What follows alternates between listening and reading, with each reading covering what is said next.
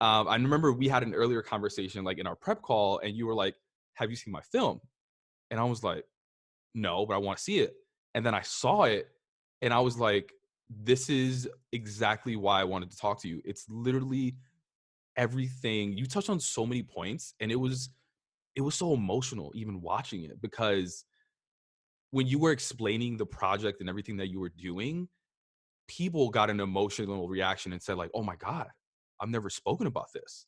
And Mhm. they just felt so seen and heard for the first time. It was so powerful. So it's funny. I always ask this question to start off the podcast, and I feel like you're already going to say like a one-word answer. Like, I'm an Enya, right? But I always start off with this question, right? Like, when people tell you to be your most authentic self, or when you hear the word authenticity, what does that mean for you specifically?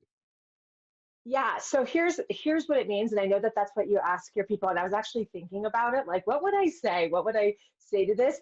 And I'll speak for myself, and that there used to be many versions of Denise. Denise at work, Denise at home, Denise with my husband, with my family, in the neighborhood, at church. And I had a different Denise to kind of, in all honesty, like survive and win, like wherever I was in all of those places. And it was something that was so automatic that I just like was there immediately, right? And then I started working on this film, and I started meeting people and really only showing my what I later realized was my most authentic self, which is talking about real stuff, and very specifically about Latinidad, about overcoming obstacles with identity and culture and belonging. I am really my most authentic me when I talk about these things. And what happened was all that kind of authenticity spilled over into all those different versions until I realized, wow, I'm only expressing one version of me, which is my favorite version. And so when I hear that question, I think it's the favorite version of me. And I also recognize it's very difficult to get to unless you have a bridge to that. And for me, making the film and being in a very condensed period of time where I was meeting so many people willing to have authentic conversations with me is what did it. I know, and it was beautiful seeing that journey, Thank and you. I definitely wanna get to the point where eventually I wanna get to the point where you found out who you were in, in the midst of all these conversations. But let's even take a step back, right? Like you said, there were so many different versions of you, right? And you said such an interesting word is like survive. And when I thought about survival, I instantly thought about your early years in the Bronx. And like, for those people that don't know, the Bronx, because not everyone's from New York, like, tell me a little bit about the environment where you grew up in. A lot of people that look like you, like, just paint that picture for us. Yeah, so I'm from the Bronx originally. I was born in Manhattan, and my parents took us home to a two-bed apartment in the Bronx. Actually, incidentally, very close to where Sonia Sotomayor grew up, like literally right across the street. For whoever cares to know that. But anyway, we moved when I was 4 years old because I was sharing a room with my two brothers. And I remember my mom specifically saying, "We're moving because of you." No And way. in the movie, yeah, the main catalyst that my mom said, I don't know, closer to the time that we made the movie was we moved the second time that my brother's bike got stolen. Mhm. But the message that I heard my whole life was we moved because of you, because it's not appropriate for a little Latina girl to be sharing a room with her two brothers. And so it's because Denise needed her own room. And so I really have all my kind of formative memories growing up in what's called the country, which is really just upstate New York, but everybody that lives in New York calls it the country, which is so funny. But anyway, all my parents' friends lived in the Bronx. So we were constantly back and forth to parties, events, and then they went to church in Spanish Harlem. And so that didn't change for many, many years.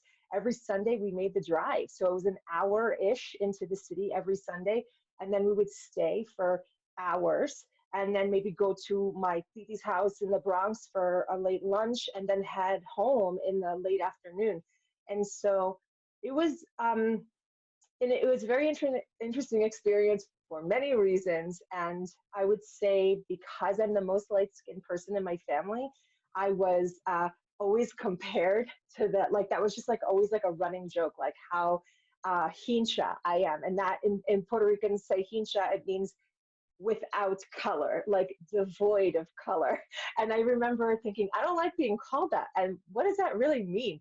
And they were like, oh, it just means you're white. And then later on, I heard that. I was like, no wonder why I never felt good, because I felt like, do they think that I don't like devoid of color felt like devoid of culture and devoid of my own cultural experience, right? Because that's such a marker of, well, for many people, the struggle. And we attacked that one right away in the film.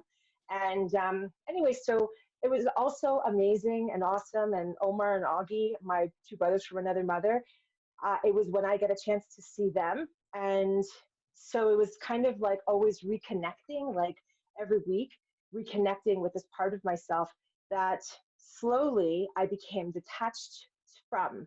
And church was a big part of that. So my parents decided that they didn't want to do the drive, especially in the winter, in the New York winters. So they found a church in a place called Yorktown, which is incidentally where AOC is from. She went to high school really close to where I went to high school. And anyway, she's from there. It sounds like I'm name dropping, but I'm not. I'm just giving people like points of reference, okay? I'm not a jerk, I promise. But anyway, so we went to church there, and I feel like the church was a big point, it was such a big point of connection to all these people that that in many ways felt like we left them behind, and then kind of grew into a new identity. And so, yeah, Denise at the Church of the Good Neighbor was always grilled on my Spanish, was always grilled on all things related to culture, right, after the church service. And then Denise in Yorktown, at the Yorktown Presbyterian Church, which also was in the film, was trying to figure out who I was in the context of all the whiteness that was there. And, looking a lot like them, but not at all feeling like them or experiencing my life like them.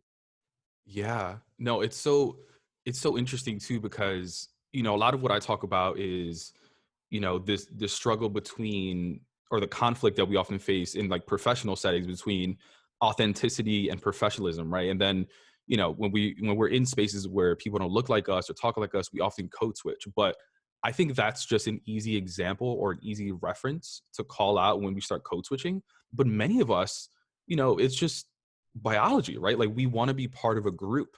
And I think many of us start code switching and start just changing a little bit of who we are in order to fit in at a very early age, right? Did you go through you tell me a little about some of those challenges when you moved to Westchester and like that identity crisis almost?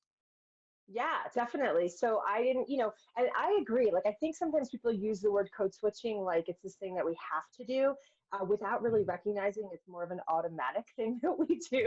And it has more to do with literally surviving, like in social environments. It's not like, oh, now I'm going to act like this. It's just like, oh, I acted like that. Oh, okay. And then you can make a new decision about how you might do it in the future, but it's not really conscious until it is. And so, it was for me a lot around food when I started realizing that I was different. So my mom makes the most amazing flan ever. And I know Oh. anyone who's listening, I know that your mom makes the best flan ever, but really my mom makes the best flan. And so at any family party, it's like, it's funny. People that aren't Latino, I notice that they're not like us. They don't do it like us. So like if I'm invited to a friend's house, they're like, "Oh, Denise, can you bring an appetizer and a dessert?" And I was like, "I'm like, sure, yeah, bring it." When we can get back into that world again. But in my family, it's like Loling. That's what my mom's nickname is. Loling brings the flan. Blanca brings the arroz con gandule. Um, Diana makes the café con leche. Lourdes makes, like everybody has their dish, and so everybody brings their famous dish, and then everyone knows what to expect, and it's like this whole event and this whole so much fun ceremony around the whole thing, right? So when I was in fourth grade, there was a big event at my school, and we were invited to bring food to share. It was like bring your family's favorite dish, or I don't know, Like a something around potluck. food, and yeah, like a school potluck. And I didn't have to think twice about what I was going to bring. And so, and the whole family was going to go. And I asked my mom to make her flan, and making flan is a thing. And it takes my mom, it's like, she knows it, it's super easy, but transporting the flan is like a thing, and like you have to, she has to put it on her lap, and then, the caramel, and it can't swish around too much or it gets on her clothes. And so she put a towel, like it's a whole thing, right?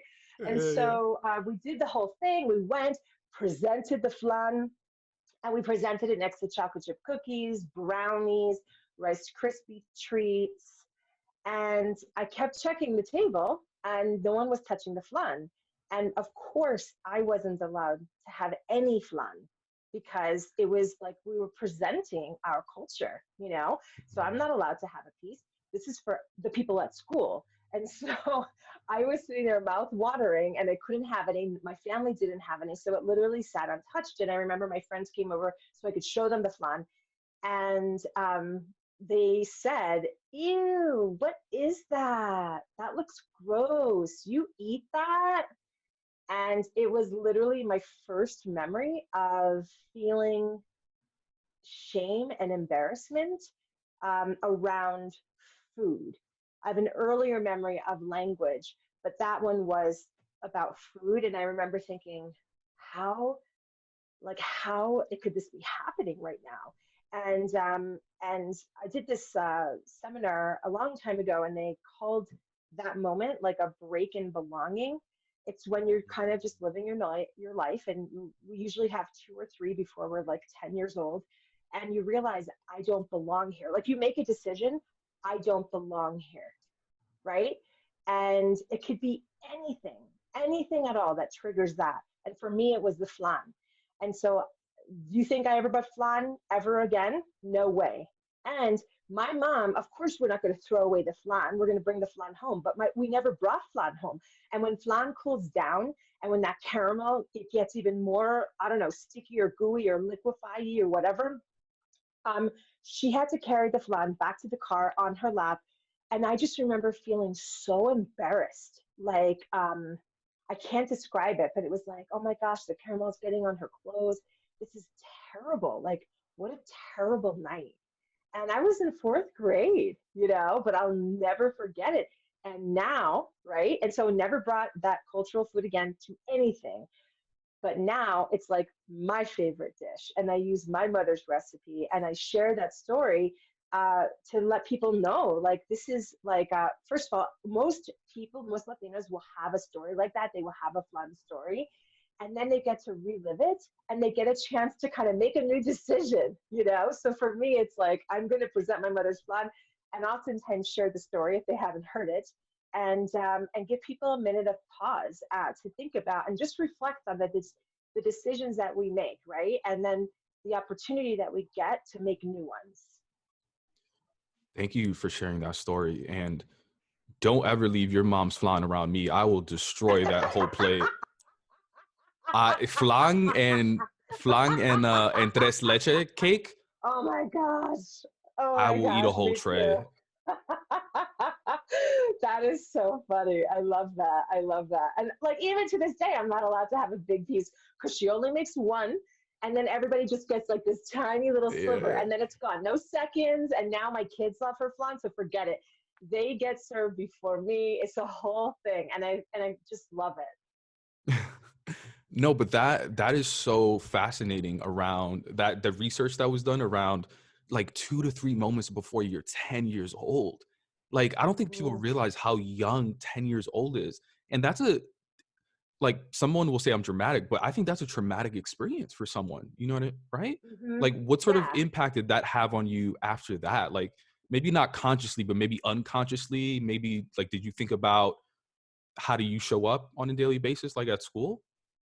Yeah, well, so what that would be classified as, because I'm also fascinated with the trauma elements to belonging and identity as well. And that would be considered like a small t. They call it a small t trauma. So like flan, like it's like a throwaway thing. But no, it actually is, it's a traumatic thing if I had a traumatic response. And I did.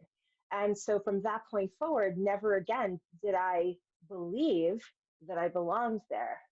And then it was just what, they were just saying, death by 1,000 paper cuts.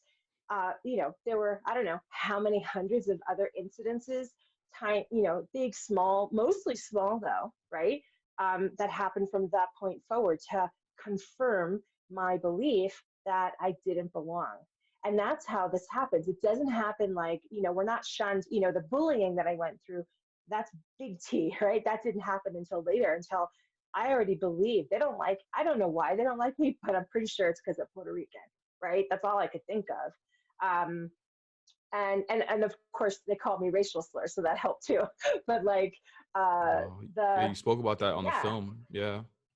yeah. I mean, and so all of those things kind of compound, and so it's like, yeah, it's no shock. No one should be shocked to find out that that Latinos growing up here have to deal with some measure of this, whether it's big T or little t, and wonder why at a screening of mine they can't stop crying, right? Mhm. Or when they're talking about this, even like in an interview setting with me, some of these people, a lot of them guys, couldn't Yeah. stop crying, and it was so beautiful to be able to share that moment with them. And I'm personally forever grateful for the time they gave me, but also for their willingness to be so authentic. I remember doing an interview with an actor named Yancy Arias. Like, I didn't know who he was like by name, but as soon as I saw his face, I'm like, oh my God, that guy is in everything. And he didn't know who we were. It was like a friend contacted him and kind of vouched for us and said that we were at this hotel interviewing people. And I could tell he was reluctant and maybe even doing the favor to that friend to show up. And I remember asking him, like, how much time do we have so I can respect your time?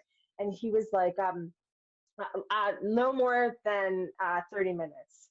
And so I was like, oh, great. Because I'm brand new to this. It takes me forever to get warmed up, let alone, and I like recognize him. He's a star, right? And after an hour, he was like, oh, I can keep going.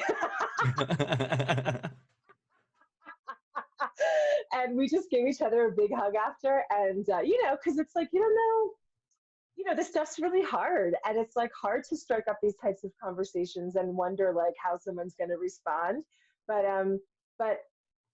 yesterday, this is my final thought on this. Yesterday I was on the phone with someone and she said, I don't want to speak for everybody, but I feel ... and like basically everything we just talked about. And I'm like, let me stop you there and tell you it's not just you. Mhm. And it's not just me, it's actually all of us. And I'm here to tell you all of us feel this way. Some might feel it more intensely, some might feel it less intensely, but I have yet to meet someone as in our culture that doesn't feel some measure of disconnection, some measure of a lack of belonging, feeling like we're on the outside in, wondering where it is that we belong. And so it's absolutely normal. And these types of conversations are the ones that set us free, because they're the Yeah. ones that give us a minute to pause and think about it. And hopefully after someone watches or listens to our interview, they take a second to talk about it with somebody. And every conversation heals the soul. Everyone. Mhm. Yeah. I remember like someone told me, I was having a conversation with them and they said, it's interesting, like so many people go through some of those challenges, but not everyone starts a podcast about it, not everyone launches a company about it. And they asked me sort of like, why did I do it? Right. And I said, well, I remember feeling some of those feelings and I remember feeling very alone. And I never wanted someone else to feel alone. Like, was Mm. that part of your mission in making the film? Like wanting other people to not feel alone in some of those feelings? Yes. And it's funny. It's actually great to talk to you because we're like a rare breed. It's like, why would someone take their whole life to Yeah. do this? And the thing is, it's so healing. Like, it's so great to be that person, but it also feels like I don't know what else I would do with my life. Like, I really don't. Like, this is really the only thing I want to do. And for me to have held it in for so long, like I had the idea when I was 26, and I made a pact with myself when I was 26. I'm going to make a movie, and I had no experience, and I didn't go to school, and I knew no one who had made a movie. But for some reason, I knew in my heart this was a movie. And for 17 years, I put it off because I just thought, I'm not. I'm not the right person for this. Like my heart said, yes. And my logical mind was like, who do you think you are? Like you can't do this. And so yeah, so when I finally pitched it to my now partner, he actually called it a compulsion. And he's like, I don't mean to be insulting, but it's like the best word to describe you, Denise, because I really can't explain why. Um, because the last 5 years of my life since this movie has been out has been such a gift. But I really didn't know how it was going to land, frankly. I didn't. But I did know that no matter what, I had to do it. And to this day, I can't explain it. All I can say is that when anyone feels that, right, and you feel it with this podcast, which is so needed, like someone had to do it, and I'm so glad it was you because I love listening to your podcast. And like, if you feel like you're that someone, it's really important to see it through. Yeah, no, I really appreciate that. And yeah, I love the film. Like you said, I think we just needs to start having some of those conversations. And it's interesting too that you mentioned that you didn't have any experience going into this. Like that was one of the thought process that I had while watching the movie. I looked up on LinkedIn, I was like, oh my God, like has she always been doing like films and documentary? Like what did she go to school for? All these sort of things. Like I'm so curious, like what were some of those feelings going into it? Because it's your first time going into this industry, right? And kind of like that Westchester example, if you looked around, like there weren't many people that looked like you that were from where you were from that were even making documentaries. You know what I mean? Like, did you feel like, Yeah. I know, for example, like I remember when I went into tech or like I started working at Facebook, I was like, I hit imposter syndrome, like immediately. You know what I mean? Like, were those some of those, like what sort of feelings came up for you when you started some of this? Yeah, so it's so funny when you just said that. It made me realize, like, of course, I mean, so yes, so was I scared to do it? Yes, of course I was. But I will say, like, externally, I was very stuck in the how. Like, but how do I do it? How would I do this? Right? And I spent a lot of time there. Internally, it was like, who the hell do you think you are to do this? You're not Latino enough to do it. Your Spanish isn't perfect. You haven't read all the books. You don't know all your history, like all the things all the annoying people. I hate, if you're one of those people, I'm sorry, but it's really annoying when you say learn your history. It annoys me. And the thing is, when people say that, it pushes the artists back, Mm-hmm. right? We can't lean in because we're already super sensitive. And if we think you're Yeah. gonna like post that on our wall, like that's very scary to someone like me. And I'm gonna tell you right now, I got held back because of that. For all the reasons that Mm-hmm. that haters and trolls say stuff that criticize people, right? And now, FYI, people say stuff like that to me, and some of it hurts, but most of it doesn't. Okay, so yeah, I did feel very much held back, but it wasn't anything external. It was very much internal. And Yeah. the part that connects to what you said is that, yeah, because I was the other, because I was different my whole life, even different in Puerto Rico, so different on both sides of the uh, belonging fence, both sides, right? So because of that, that muscle of just doing stuff anyway was already exercised. It had been to the gym many times. I was a little girl going to that gym without even realizing it. And that gave me strength. Now, I was terrified for 17 years, right? But when I finally made the decision to do it, it's like, okay, I know what this feels like. I know I'm going to be uncomfortable for a while, and that's okay. And funny story about being brand new to filmmaking, I remember getting an email. My partner and I, my creative partner, who produced the film and directed the film with me, and I were walking down in downtown Denver, and we were walking to the car from getting lunch, and we got email from our post-production supervisor. His name is Miguel, and he had Mm-hmm. sent us a scene, and he said, we just need some brol, and this scene is going to be great. Because it was like an interview, and he said, we just need some brol. And I literally read it out loud. I'm like, Henry, this is what he said. What's brol? And Henry started laughing his ass off. I'm like, what is brol? And he's like, it's B-roll, D. B-roll, yeah. B-roll, right? I'm like, what's B-roll? And he's like, observational footage. And I like here's the thing that is about this, and this is just like the irony of ironies, right? So like I'm like super into personal growth, and I did a seminar once, and one of the things that you learn is like the feeling that you most hate feeling, like the emotion that you most avoid feeling, right? And for me, guess what it was? Embarrassment. What a Mm. shocker, right? So Mm-hmm. like I will do anything to avoid feeling embarrassed. And so that obviously goes contrary to starting something new. So no wonder why I waited so long, right?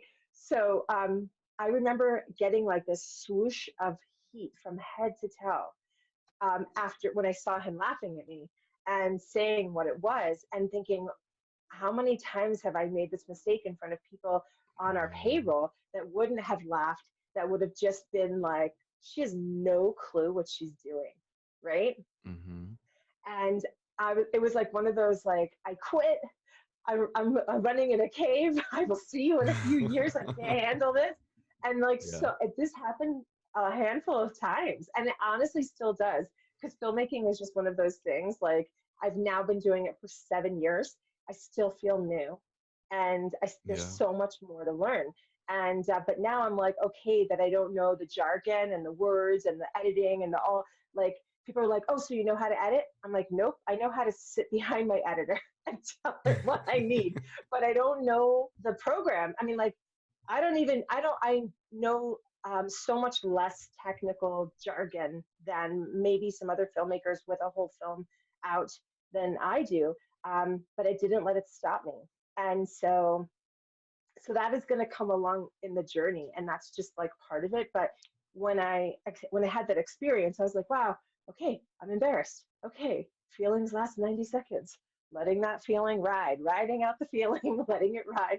And then luckily it happened with him. And of course, we were such good friends. Like him laughing was fine with me, because then I could laugh at myself and move on. And now it's literally like a joke in the office. And so what could have stopped me then now is a joke. And it's funny to me too. Yeah, well, it's so interesting because it, obviously probably had something to do with like you growing up, right? And like that embarrassing moment, even with the cake, and then you attaching so much to that specific feeling. And it's interesting too. Like I've said this on a previous episode, but I think like within our culture, like we can do so much of a better job of like not just sharing that embarrassment or that shame over to people. Like there's so many rooms. I don't know. I feel like within certain Latino cultures, Latinx cultures, it's just like there's so many qualifiers that people throw at you to say like, are you enough? Are you enough? You know what I mean? Like, were you born there? How well is your Spanish? Oh no, that's not Spanish. That's Dominican. That's a whole other separate language. Like you don't know. Can you dance? Can you? There are like so many qualifiers for us to say like, okay, yes, you passed the test. You can do that now.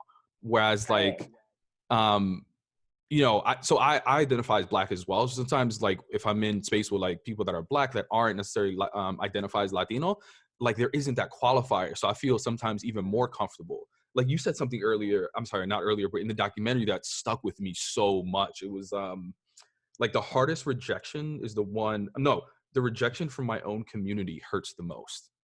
And it's so true. Like whenever I not try to be, but whenever I am, my Dominican self and someone tells me like, what are you doing? And I'm like, there's that like shame around like you're not Dominican enough. I'm like, it hurts so much.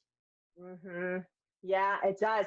And they start when we're so young. And like the thing is, some of the people that really were the beginning of the first dominoes are some of my favorite cousins. I'm like the youngest child Yeah. of my mom's and the youngest child of my dad's, and I definitely have favorite cousins. And like they were the ones that teased me first. And like now I tease as a way of showing love. Like Yeah. adult Yeah. me Yeah. does that, right? But a kid me, I was like, what? I'm too light skinned to be Puerto Rican, or my accent is Mhm. too not good enough, or what? Like, as kids, we just want to fit in. And so I think, two things we could forgive, right? Forgive the Yeah. people. I had to Mhm. forgive them, right? As adults, I didn't have to tell them, but I just had to kind of forgive in my own process of that, right? But then this is something we could all do at our age right now, is just to knock off the shaming in our community, Mhm. because it really is hurtful. And the thing is that that's different than teasing. Shaming is different than teasing. And I know that people know the difference. And so here's an example. I put out a video a few years ago now, and the video was about putting yourself first. And I think, my husband's a copywriter, so he came up with this really great like title. And I think it was, and I knew it was, I'm gonna say audacious to do this. And I'm like, screw it, let's do it, right? And so we called it "Putting Your Family First is the Worst Thing You Can Do," right? So already, any Latino, they're gonna hate my guts.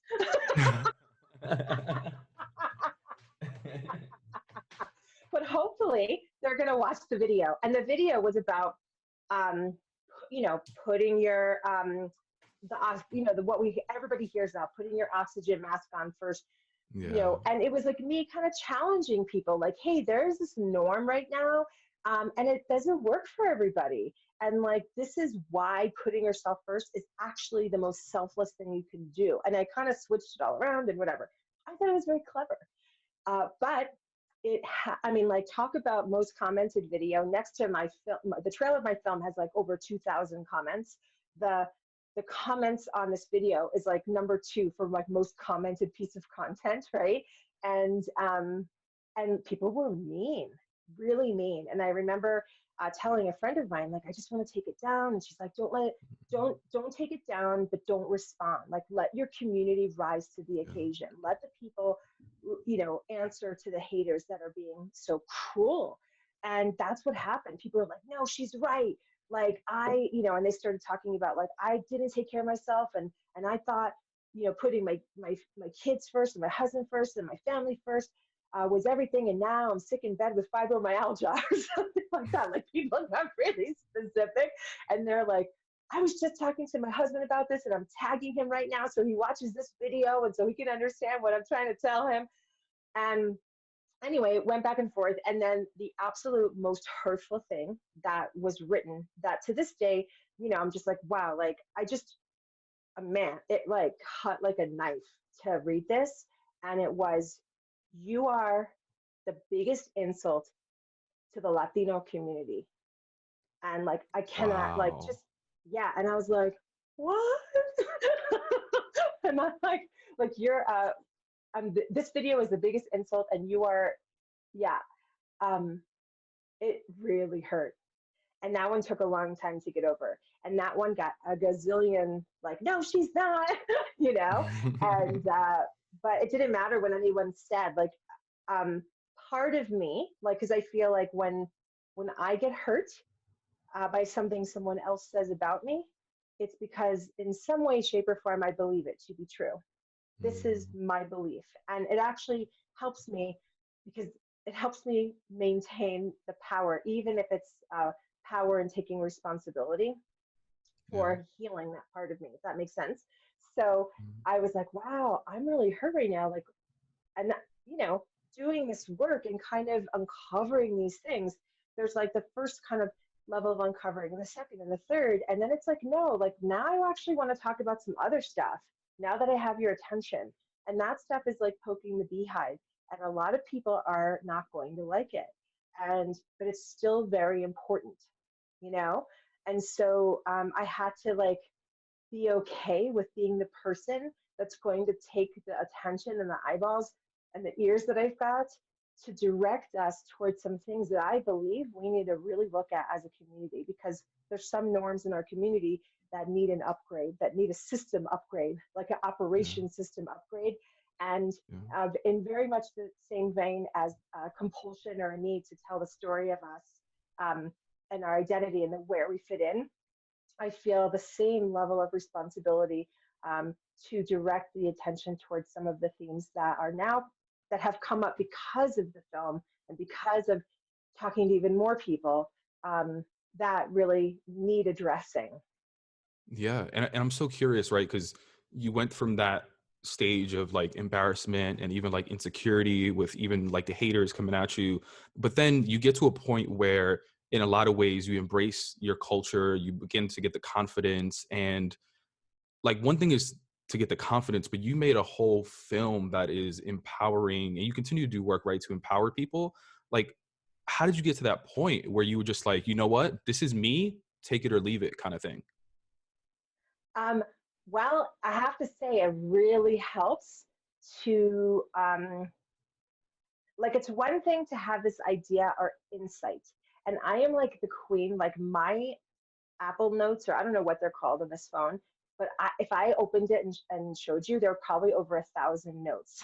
Like, I am Really? like, I gotta write this down. Oh my God, it's gonna go away, right? So I have like all, and like they're not organized, and maybe someone will find them and be like, oh my gosh, she's brilliant. No, I was just kidding. But like, I write down a lot of ideas, right? And so, um, the movie was like an aha moment. I've got to do this, right? And then for years and years and years, it just kept coming back and coming back and coming back.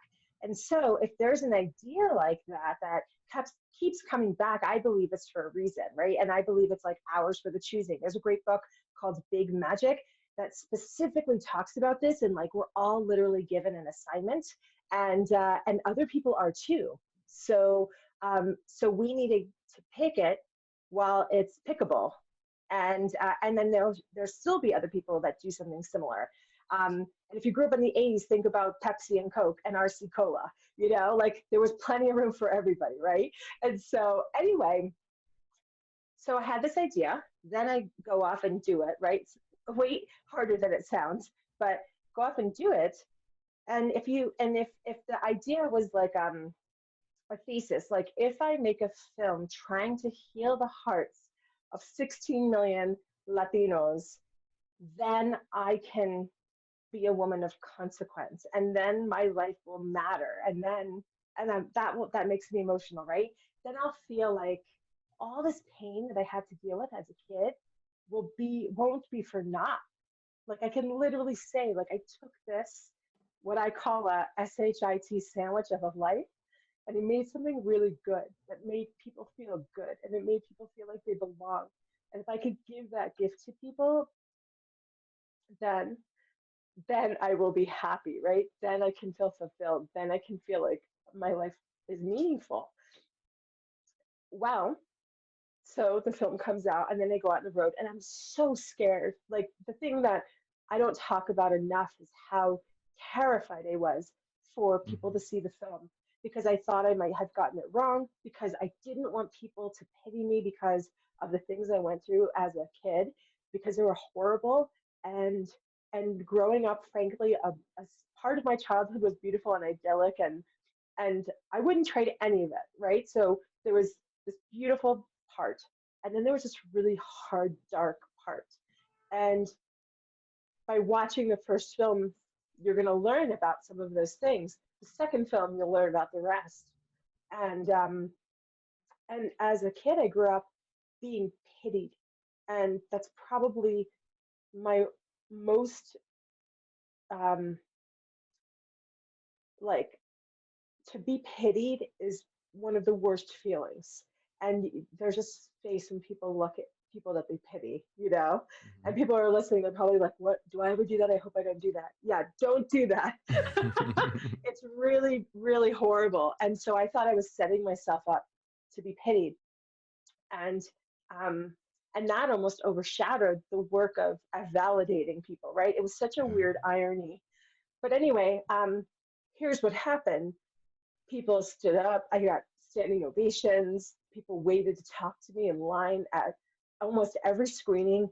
I have a joke that I was kicked out of almost every room that I ever screened the film in, because the cleaning people would be like, we need to go home. We have to clean this room. You need to go over here. You can still stay, right?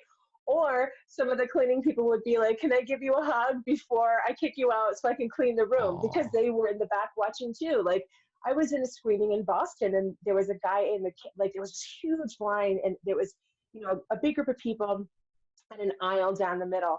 And we did the screening, and then I did a really long Q&A, and then a bunch of people, then there was like a reception. And so this was, about 200-ish people in this room. And, they waited in the aisle all the way back to the back of the room. And I remember seeing a guy, and like, he was one of the catering guys in the back, serving Coke and Pepsis, and not RC, because I think they went out of business. But anyway, cocktails. And he waited in line, and I was like, I wonder what he wants to say to me. And he came up to me, and literally he just said, I wasn't supposed to work tonight. Like, um, like they called me last minute. And I've been having a really hard time because I was adopted from Guatemala into a family that's not Latino. And my whole life, I didn't Oh, know where I fit in. And then I get called tonight to be here to see this movie. And I just had to come up to you and say thank you. And right. And if I told you that, like, that happened so many times, there were so many times, so many different people, so many different stories over the course of 3 years, because then the pandemic hit in year four.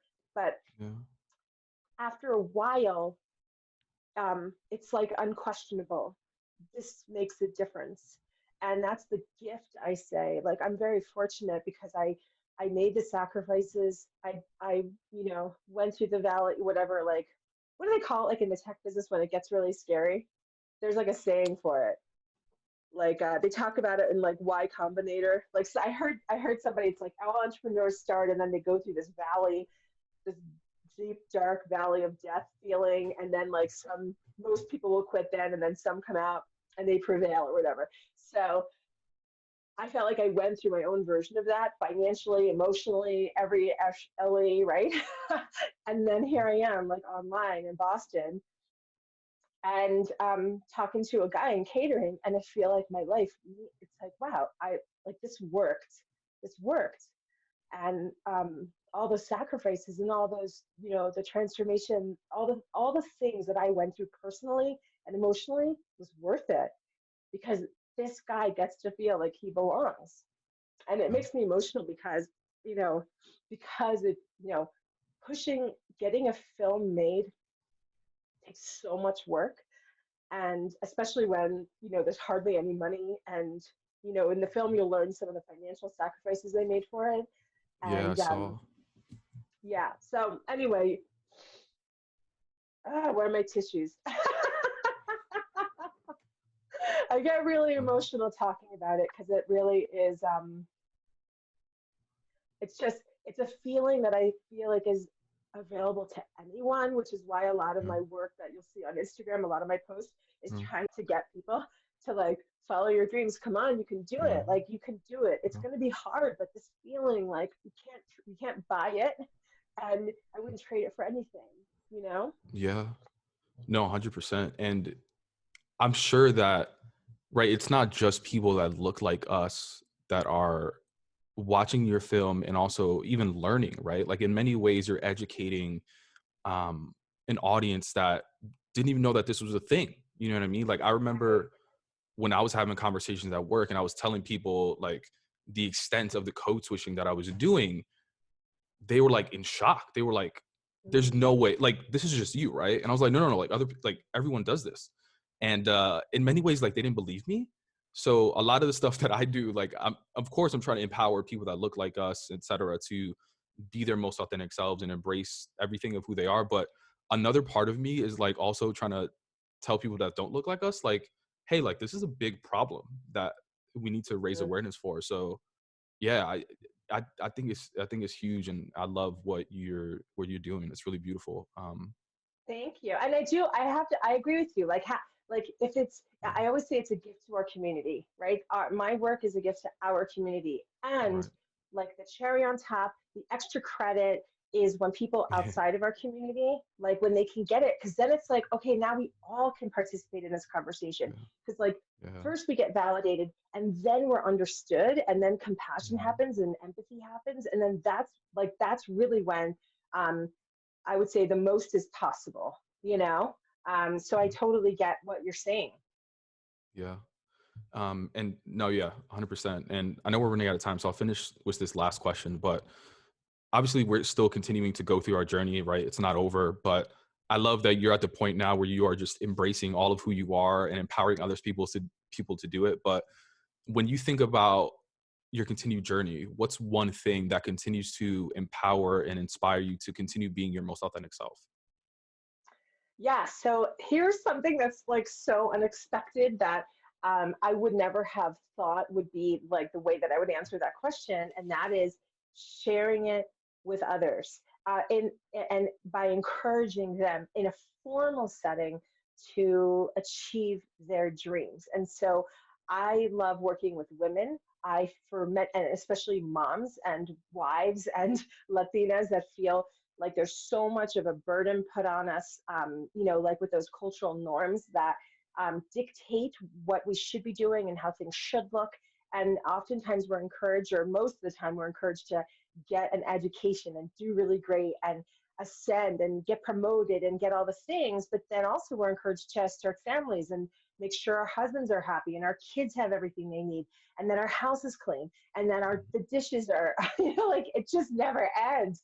And then, like, if we want to do something with our life, if we have a big idea, like writing a book or starting a podcast or starting a business or making a movie, oftentimes that goes on the back burner. And so what gives me so much joy, aside from doing the work that I get to do every day, the creative work, is being able to support other women and in lifting them up, very specifically coaching them on what they need to continue making sure that they also have a life that they love too.